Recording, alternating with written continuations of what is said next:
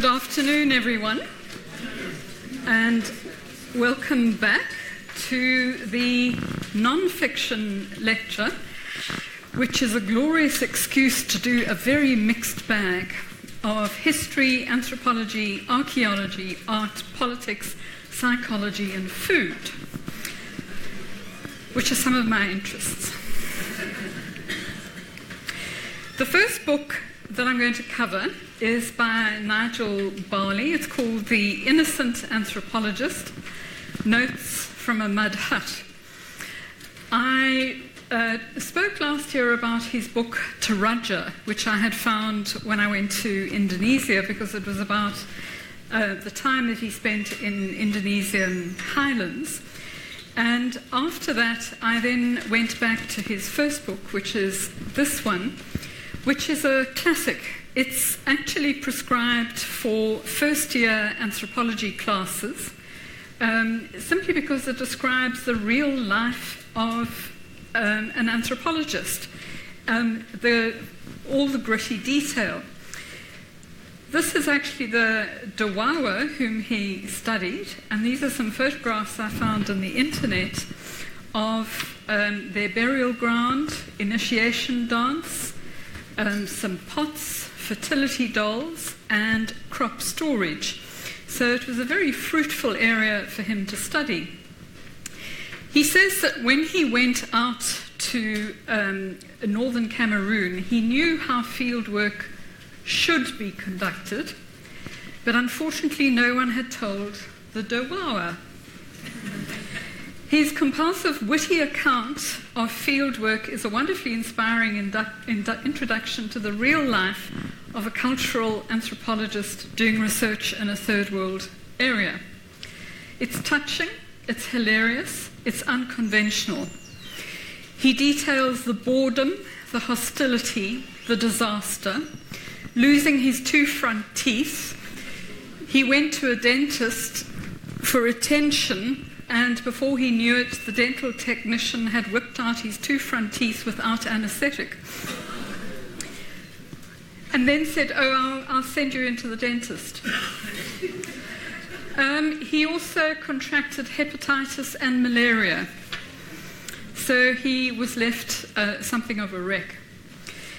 The strength of the book is that it includes exactly those kind of personal frustrations and the misinterpretations that inevitably emerge in the context of doing anthropology or ethnography.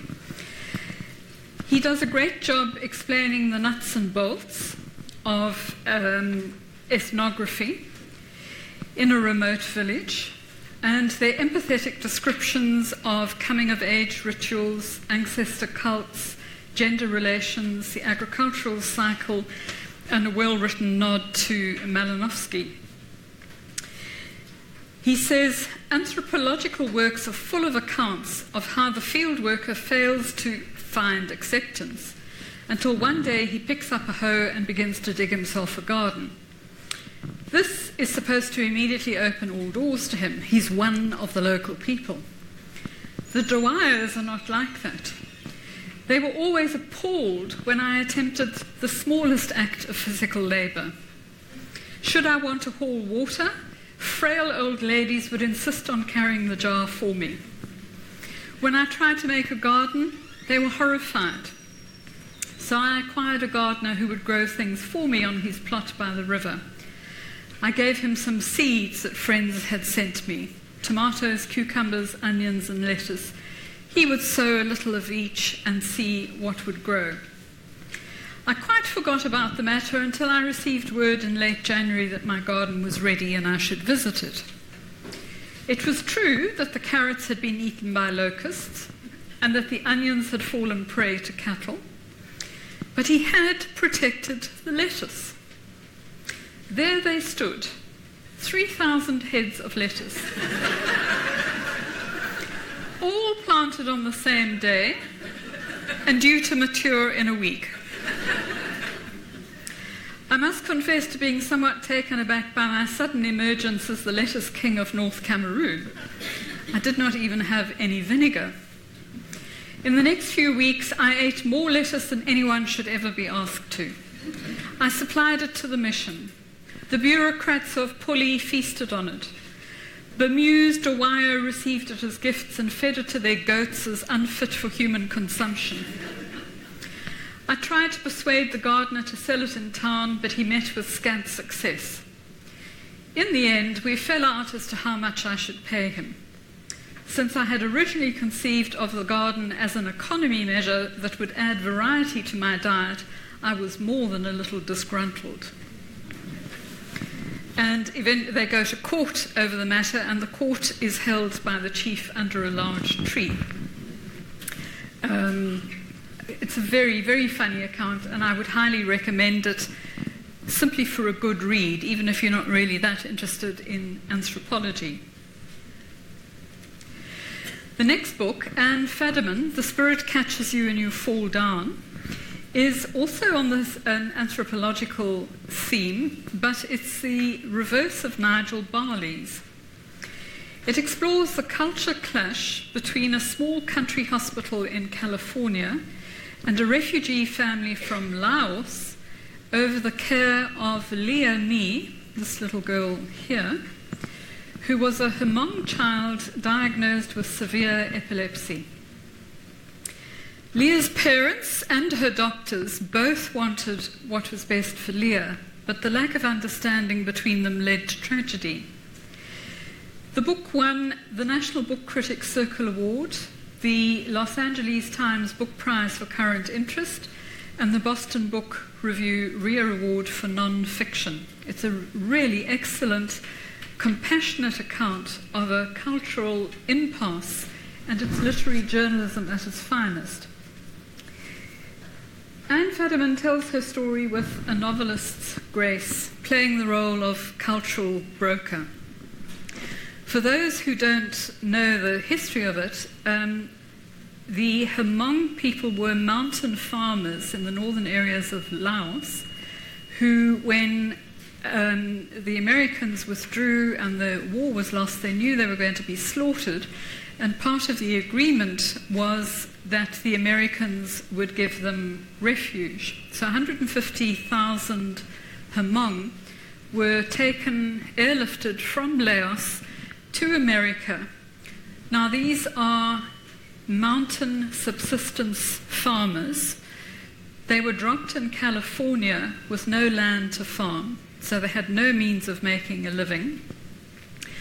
And as a result, most of them had to go onto welfare, which the local population resented. So there were all sorts of other intercultural problems in the town as well. Before I read this book, I knew about the Hmong because I knew about their textiles and their embroidery. And this is an example of some of it, which is based on cross-stitch. And there's quite an amusing account in the book of their standing in the local community. They had the reputation of being terrible drivers. So Anne Fadiman goes to check this out. And she goes to the local traffic centre, and the driving inspector says, yes, they're absolutely terrible drivers. And she said, but how do they pass the test? And he said, they cheat. And he opened a desk drawer, and from it he brought out a shirt that had beautifully embroidered cuffs in cross-stitch, which were the answers to the multiple choice question.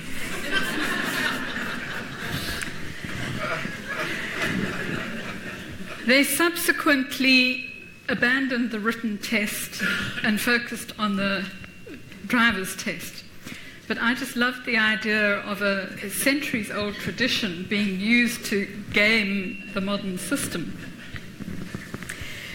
The Lee family thought that their daughter's epileptic seizures had been caused by spirits called dabs, who had caught her and made her fall down, hence the title of the book. The cure for this condition, they believed, lay in animal sacrifices to persuade the spirit to give the soul back. When Merke, that's the name of the little town's Western doctors, insisted on a complicated regime of drugs to stop Leah's devastating epileptic seizures, the family balked at giving her the medication, believing that it made her worse. Her seizures did in fact get worse, and she suffered irreparable brain damage and was reduced to a vegetative state, which she remained in for 25 years before dying. The doctors thought that the Lees' non-compliance with their medical regime was responsible. The Lees believed that the doctors, by giving Leah too much medication, had caused her to become ill. As she tells this sad story, Fadiman emerges as a champion of the Hmong, a brave and independent people who have struggled for centuries to maintain their identity and their way of life. She gives their background, she explains their cosmology, she explains how they actually came to be in the USA. But she's not mawkish or sentimental. Her argument is that a better understanding of Hmong culture, and in fact any other culture that is not American, when treated in a Western hospital, greater understanding would have enabled the Western doctors to overcome the family's resistance to science and lead them to a more cooperative attitude. Leah's life was not ruined by septic shock or non-compliant parents, but by cross-cultural misunderstanding, Fadiman writes. And yet, despite that seemingly unbridgeable gap, there was a commitment to Leah's well-being that was shared by everyone.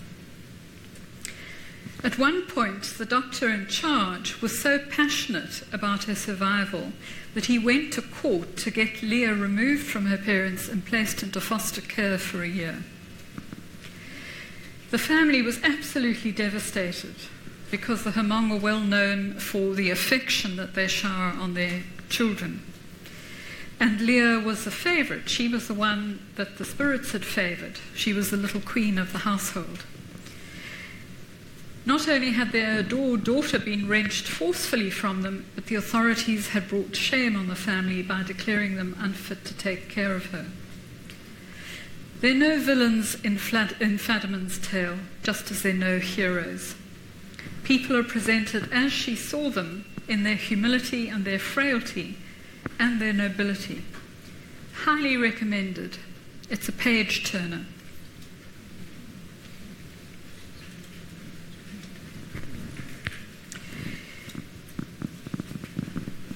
Still on similar kind of theme, I want to look at rock art. About 3 years ago, I joined a volunteer rock art group run by Dr. Jeanette Deacon that goes into the Cederberg to record rock art and look for new sites, which we then record. It has a terrible impact on my clothing. I always come home with more holes. Because you bushwhack, there are no paths to the new sites. But these are 3 books, each of which contribute quite a different understanding of the rock art that we have. By the way, the recording is through digital photographs, GPS readings, and then digital photographs that are uploaded to the SARIS website so that it forms a database for researchers to use.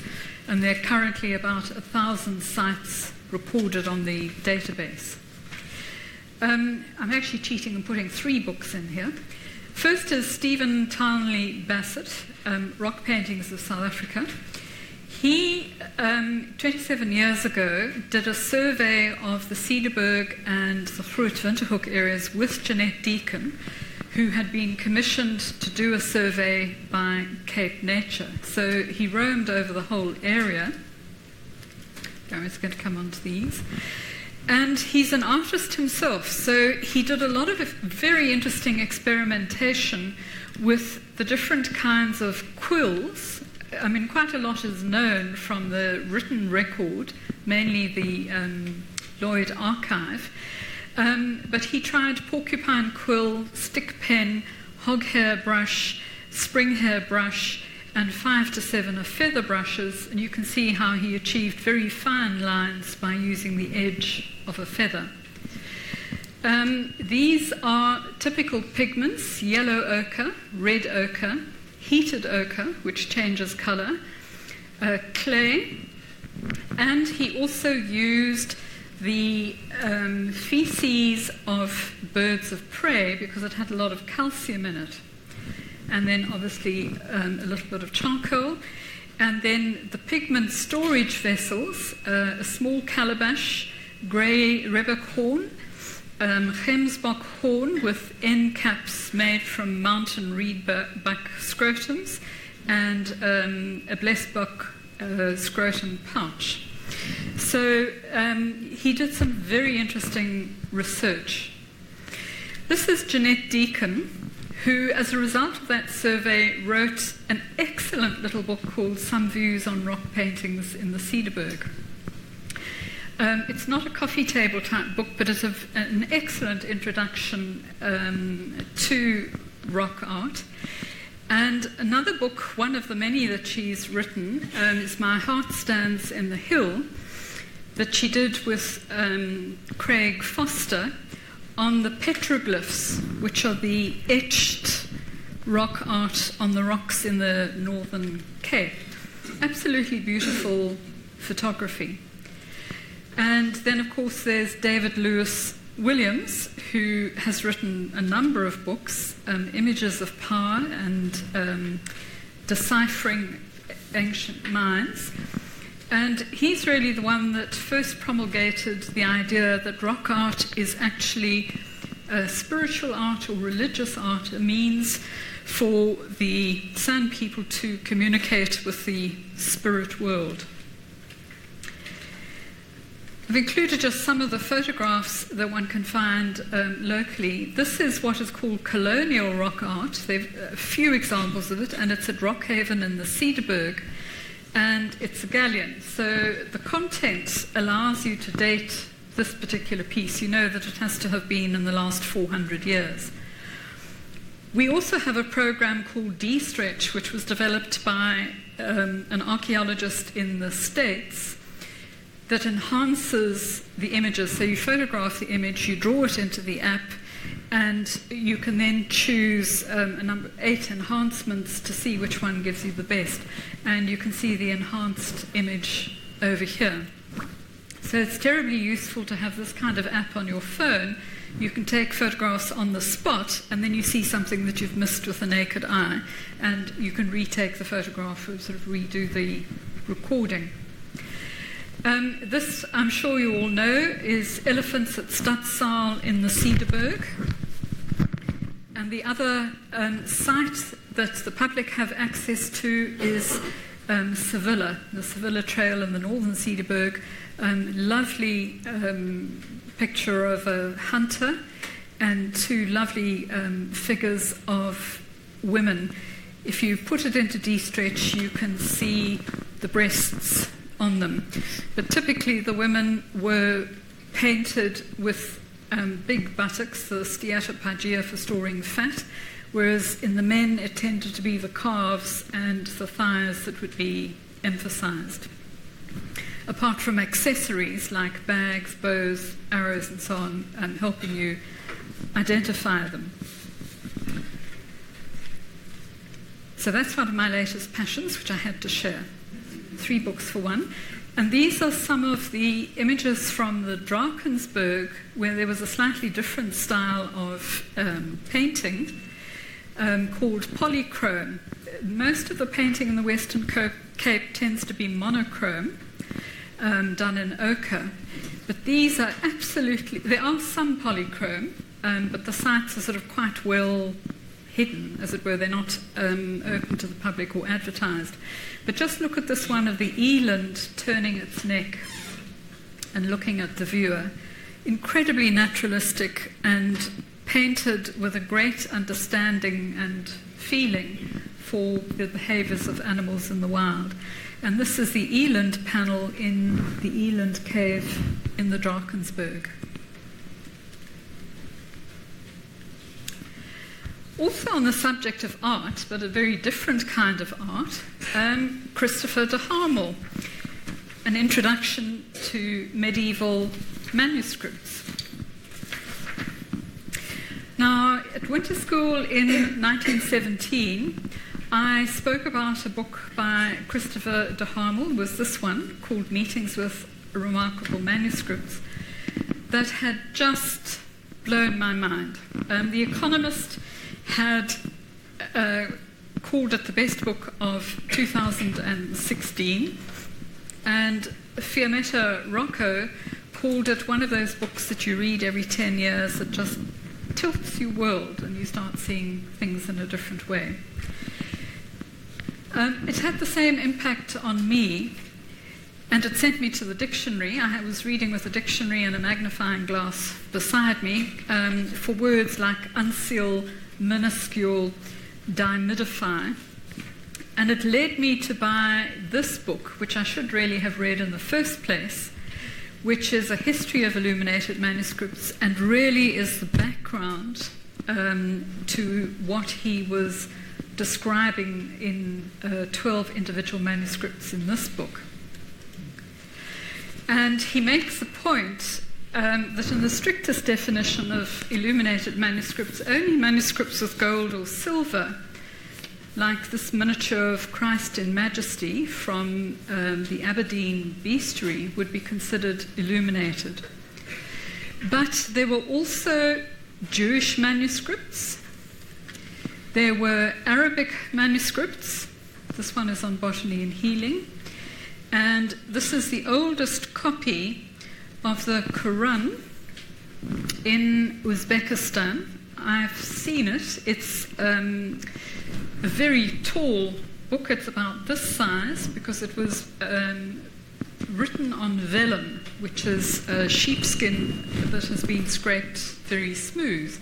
And so each page was actually about the size of a sheep with the skin trimmed.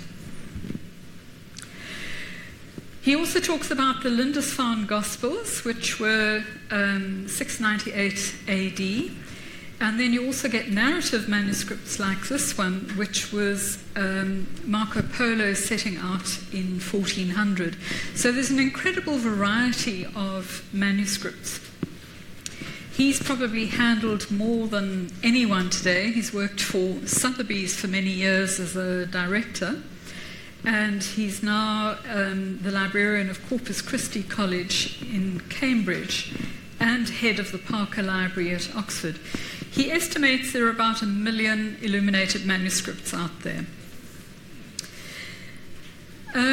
He also gives you really interesting background information, like the fact that one manuscript took a flock of sheep to produce for their skins. And there was a whole industry around the abbeys that produced illuminated manuscripts. There was a shepherd tending the flocks, they were raising the flocks. There were people who had to stretch and scrape the skins. There were the scribes, and then there were the illustrators. Usually the scribes did the writing first, different styles of calligraphy, and then the artists filled in after that. And he looks at fundamental questions such as who wrote the books, what texts they contained, who read them, how they were made, binding, rebinding, changing fashions in conservation, and what purposes they served. I would highly recommend this book for pleasure as well as for entertainment. It's just an absolute glory to look at.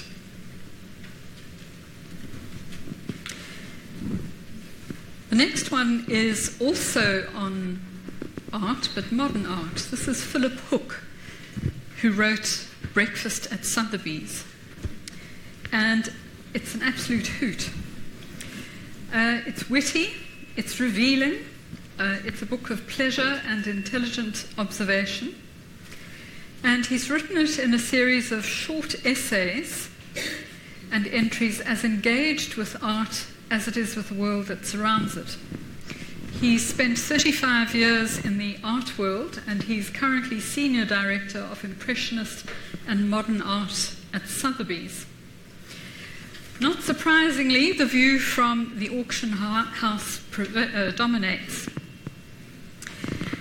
The book is full of insight, often delivered with aphoristic conviction. He says, "Auction is an ideal means of selling art.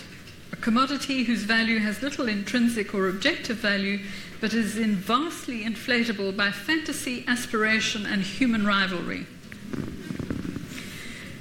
To summarize it somewhat crudely, many of the entries in this book play with a complicated relationship between art and money, that dodgy nexus between artistic merit and market value. There's a list of artists whose careers would have done better if they'd died in the First World War. He gives us a very amusing glossary of words employed in art writing, the meaning of which he concludes has become twisted by the desire to energize banality, to elevate mediocrity, or simply to make a sale. These are some of the headings of some of the many categories that he covers. In the auction house, of course, everything has a potential sale value, and it's the market, not the auctioneer, that decides if tat or indifferent talent will be admitted.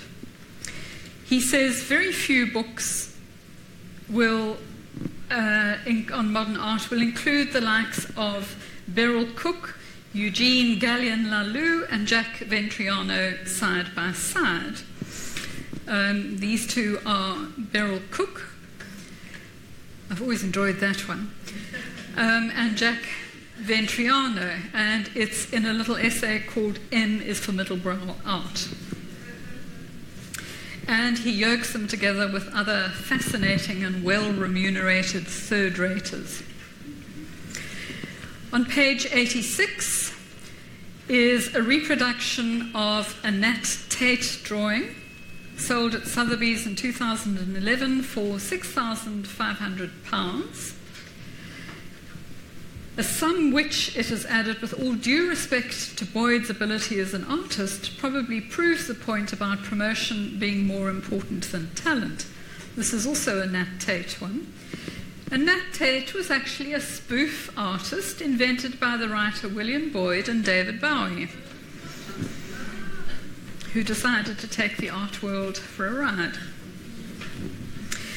There are many essays on subjects as diverse as football, rain, sport, suicide, framing, and railways, where the appeal of the Belgian surrealist Paul Devaux is put down to his shrewd juxtaposition of nubile women and rolling stock.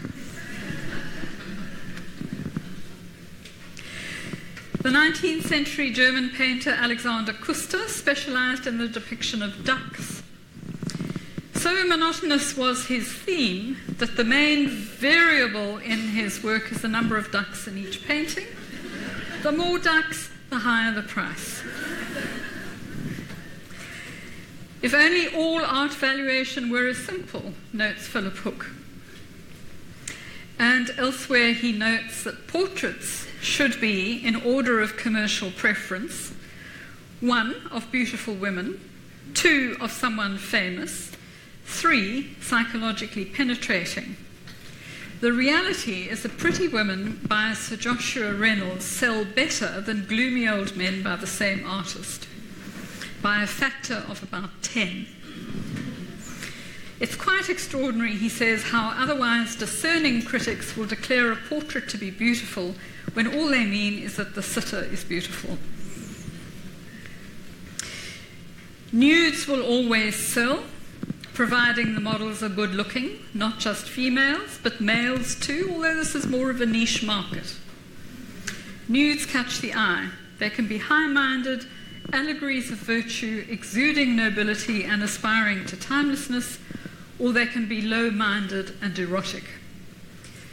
He quotes, "Looking across the walls of the Paris Salon in the 1860s, a French painter exclaimed, 'I have never seen anything that seemed to me a more frank and direct appeal to the passions of bankers and stockbrokers.'" In the 19th century, artists got away with painting the unclothed human form, providing they played to the rules and confined their nudity to distant settings like antiquity or the Middle East, or mythology, such as the one on the left. The bankers and stockbrokers were happy to pay big money for them. nudes offered the opportunity to buy sex clothed in the form of art. The trouble, though, began when the setting became contemporary. The brazen way that Manet's modern Olympia stares out of the picture, this one on the right, marks her as a successful professional prostitute who made no bones about her job in Paris in the 1860s. This was one of the most controversial paintings that was ever shown. Reading the book is like participating in a hugely enjoyable personal tutorial given by a cultured, witty, clear-eyed, worldly teacher with a fully functioning sense of humour. It's a real delight.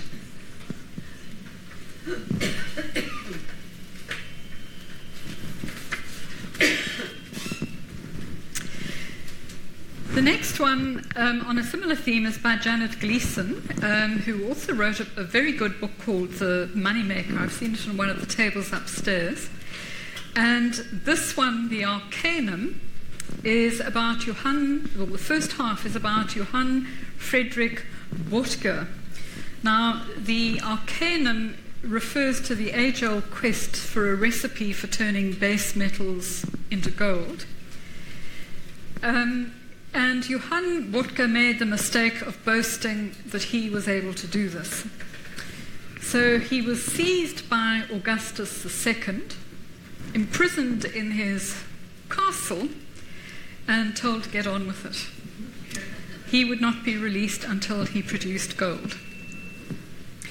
Well, instead of making gold, he discovered sort of the second best thing, which was the recipe for making porcelain, which was known as the white gold. Such was the demand for it.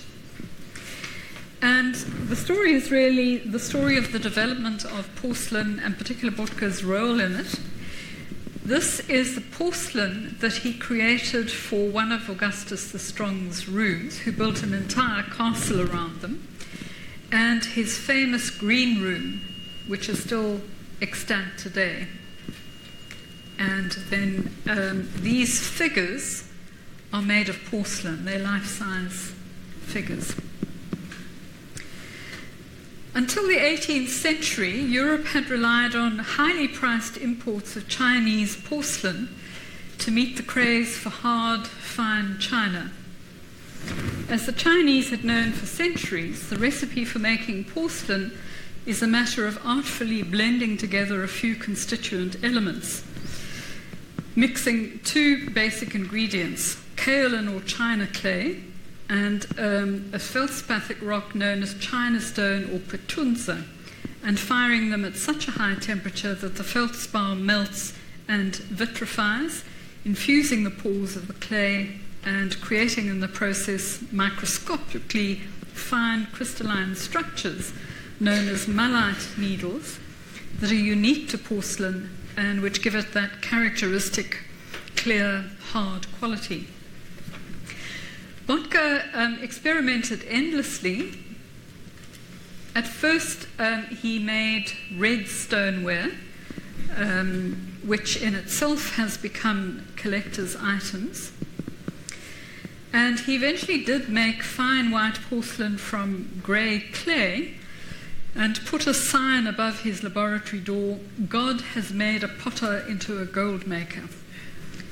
He was never granted his freedom.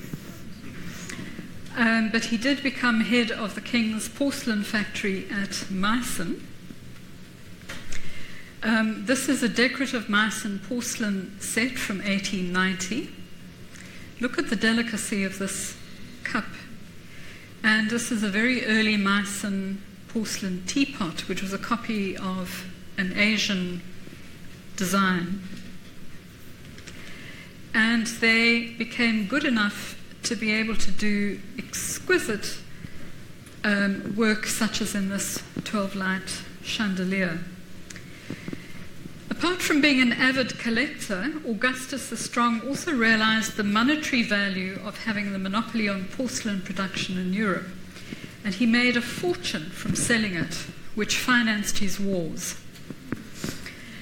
There were strenuous and initially successful attempts to keep the formula and the method secret. The person who mixed the clay was in a different factory located in a different part of town. The person who had the recipe was in a different part. They kept all the aspects of the production separate. And of course, the French made the greatest efforts to try and find the recipe. So there was about 50 years of skullduggery as the rest of Europe tried to establish exactly what the formula was. And in the second half of the book, apparently Augustus the Strong confessed on his deathbed that all my life has been one ceaseless sin. In the second half of the book, Gleeson traces the history and development of porcelain artistry from there by following the careers of the mean-spirited Johann Gregor Herold and the sculptor Johann Joachim Kandler, whose work can still be viewed in the museums of Dresden and Meissen. Her descriptions of the Green Vault, a 2,200-piece dinner service, and the lavish banquets on tables decorated by porcelain finery, including an 8-foot-high model of the Piazza Navona with running rosewater, absolutely steal the show.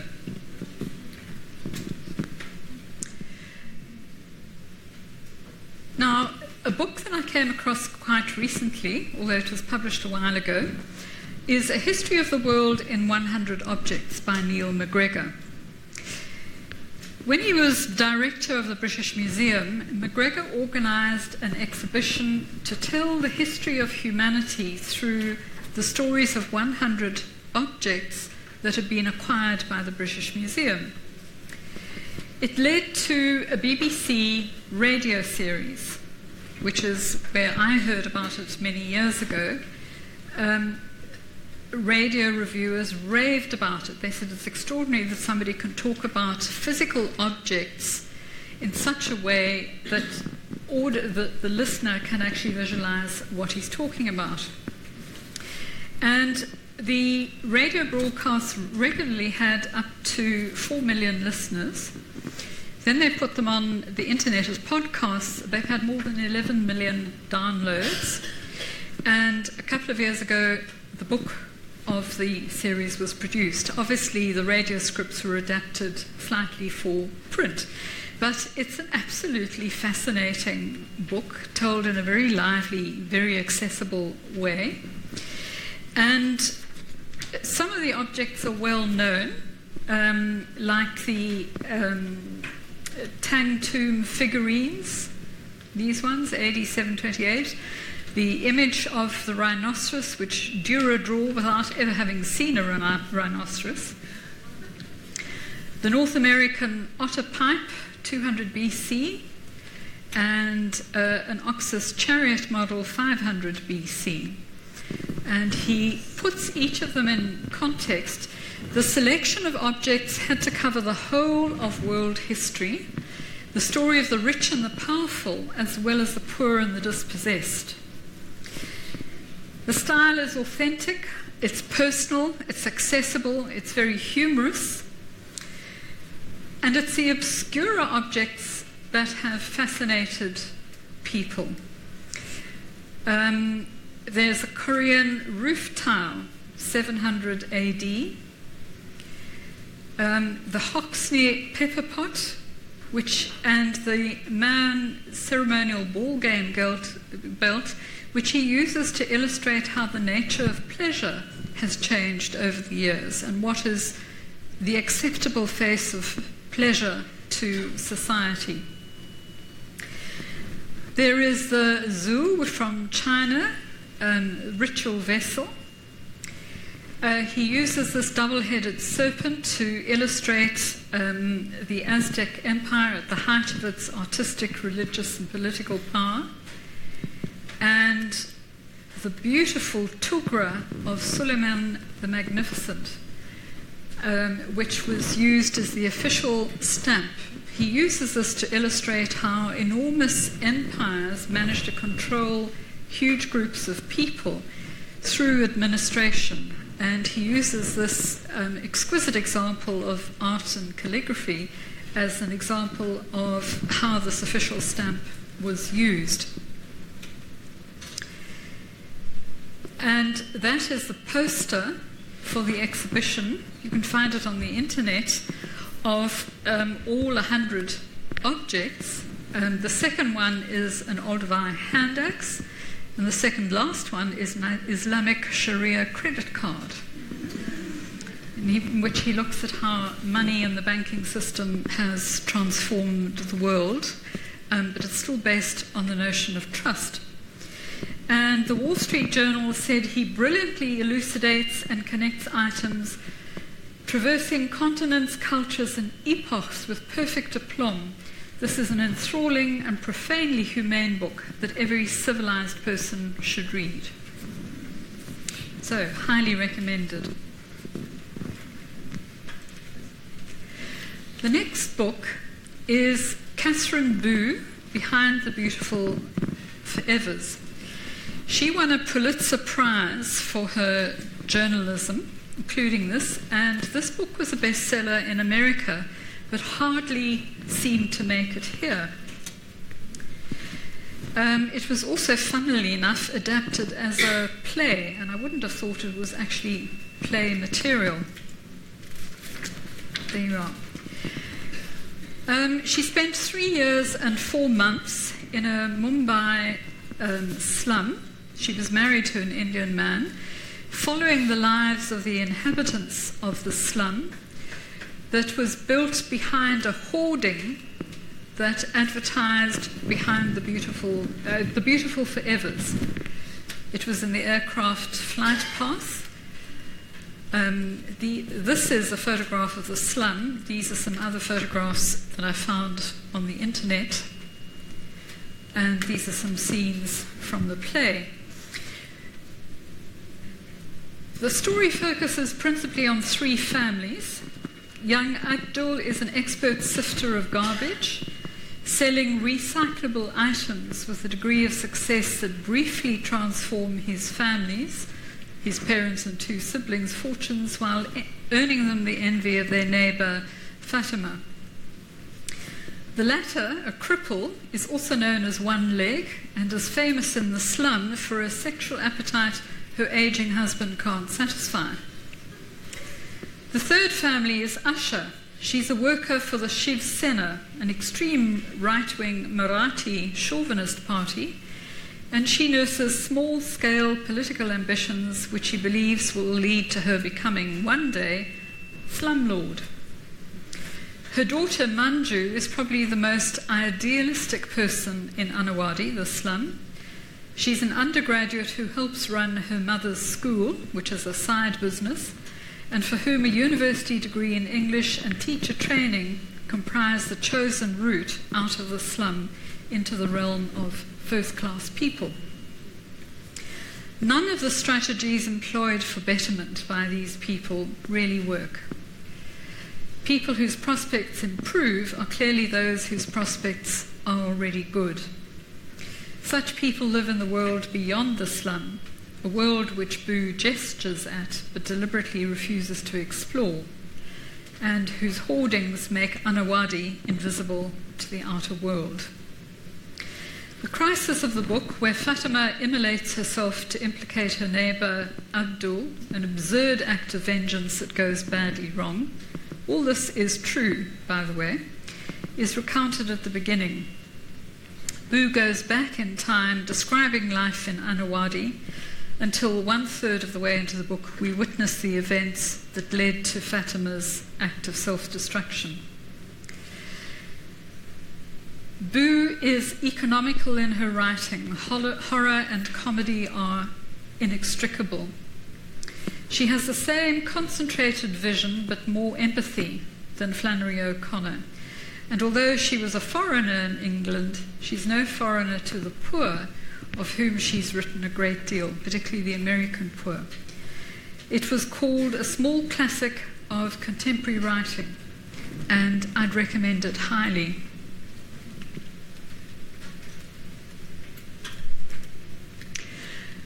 Closer to home is a book I came across a couple of years ago called When She Was White, The True Story of a Family Divided by Race, by Judith Stone, an American journalist.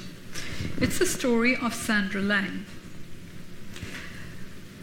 Now, I remember the story of Sandra Lang and the horrors and the ridiculousness of apartheid enforcing the classification on her.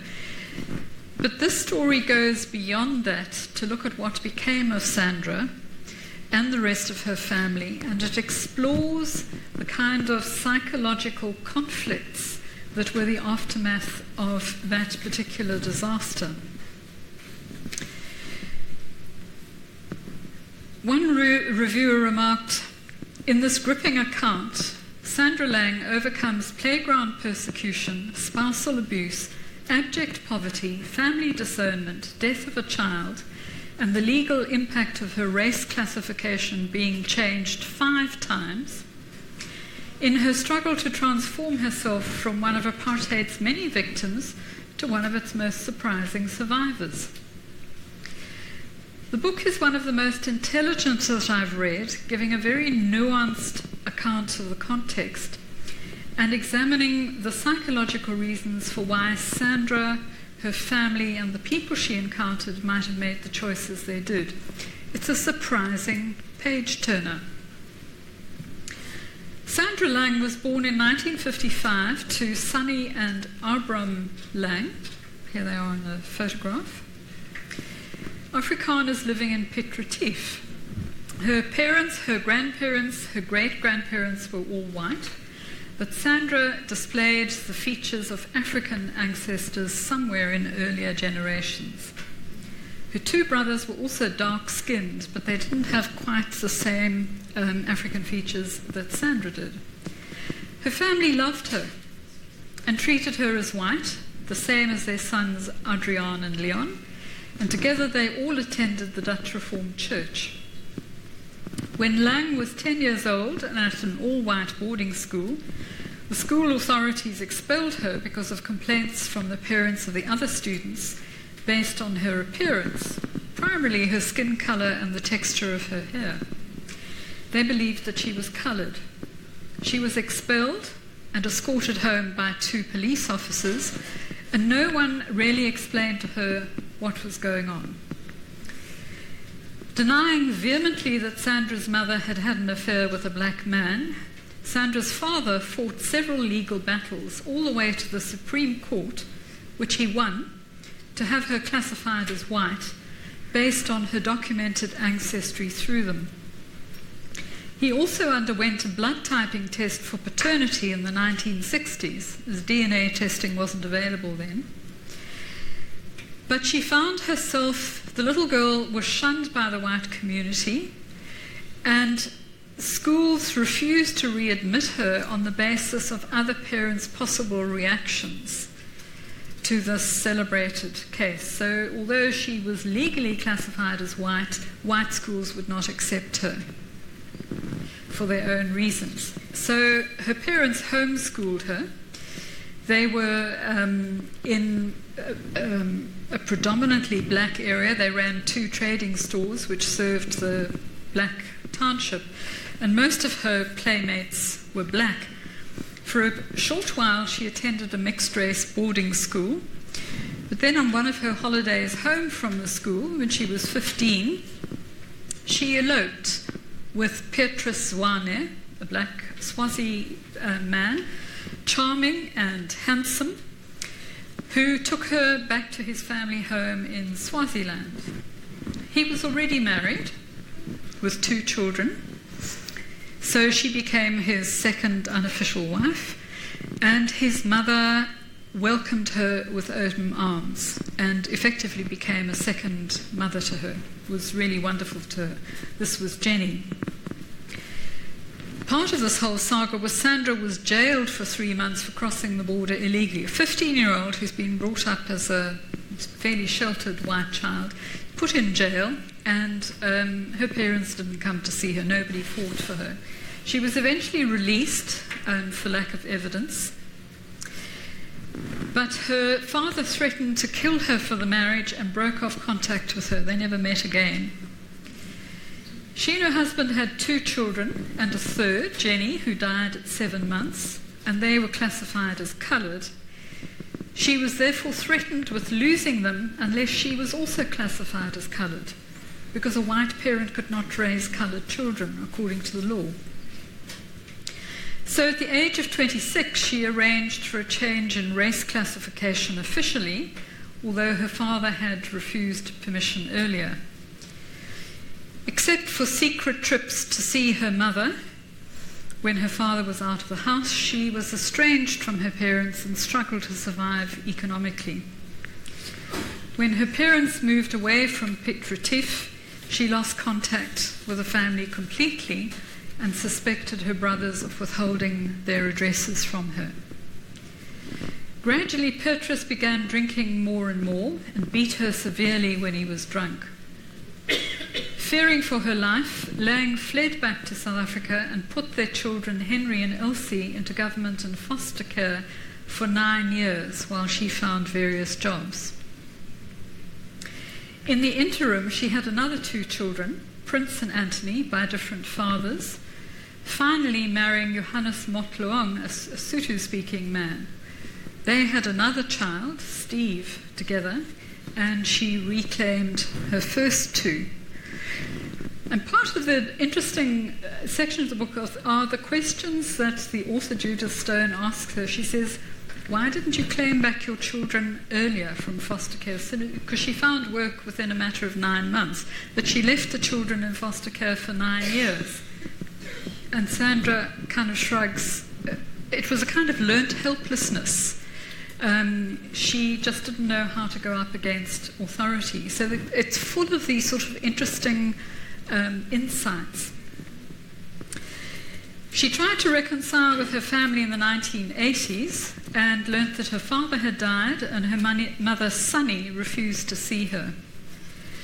But in 2000, the Johannesburg Times tracked down Lang and helped her find her mother, and they were able to reconcile. This is a photograph of Sandra with her elderly mother. That's an early photograph. And this is Sandra and Petra Swami with their 2 children, Elsie and Henry.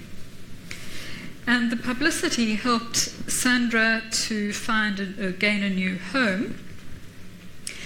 But she proved very feckless with money. She got quite a lot of money. She eventually dawned on her that she could charge for interviews and films, and she received a lot of money, which she squandered on a 50,000 rand dining piece set that was actually worth 20,000.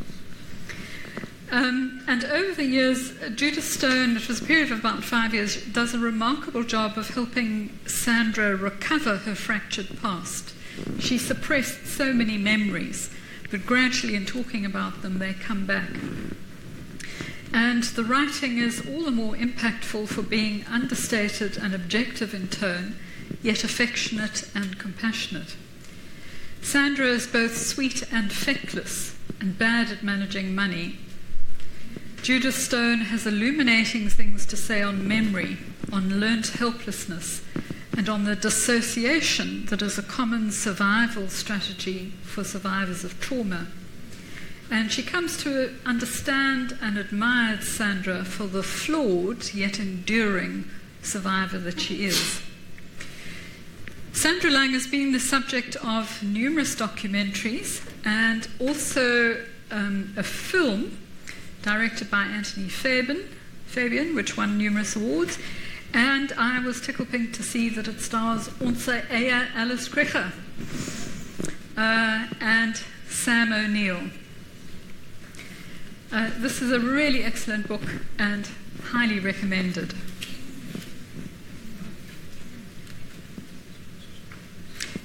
I reread about 14 of the books for this course, and just again,